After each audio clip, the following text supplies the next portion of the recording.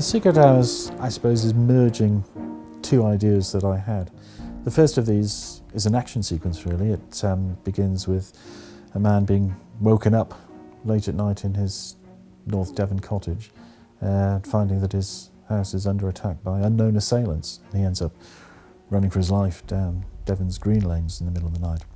The second idea was more in keeping with this Slough House series I've been writing, and it was about the government inquiry, which I decided to call Monochrome, an inquiry set up to investigate the misdeeds of the intelligence service. And these two separate ideas, I had to find a way of bringing them together, and the connecting point is the true identity of the man who's woken and chased down these lanes.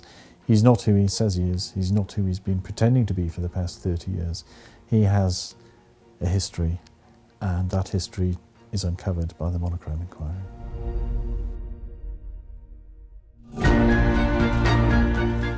It's not a Slough House novel as such, but it's set in the same universe.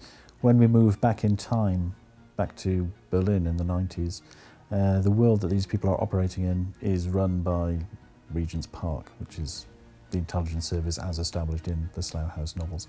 Sharp-eyed readers will spot a few characters, maybe not going under the same names as they are now, weaving in and out of the mix. Although the book starts off in Devon, I think I write most naturally about cities. I do like cities, I'm a city dweller. Berlin, as I mentioned earlier, it's the city of The Spy Who Came In From the Cold. It's the city of Len Deighton's great novels.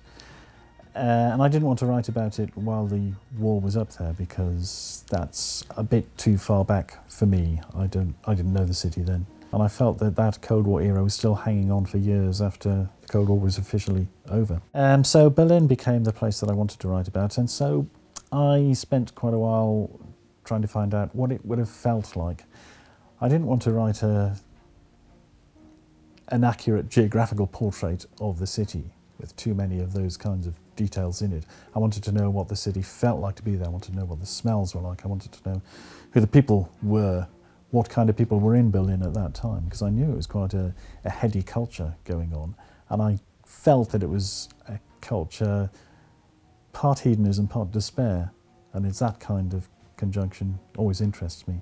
So putting spies into the mix there felt to me like it was going to be a fruitful area for character study and for writing about the kind of deception and betrayal that the spy novel is really all about.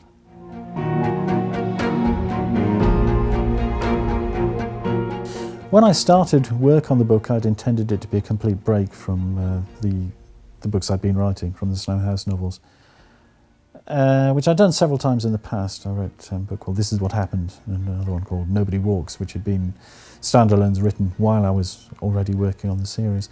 This, I thought, was going to be something similar. It was going to be maybe a bit shorter and completely separate, and it turned out to be the longest book I've written and quite well entwined with the world I'd already created. That happened more or less by accident. The more I thought about the book as I was working my way into it, the more I realised that I wasn't trying to veer away from my normal subject matter. I was trying to approach it from a different angle. My imagination is so embedded in that world at the moment that I didn't really want to move away from it, it turned out. And I very much enjoyed writing it from this new perspective.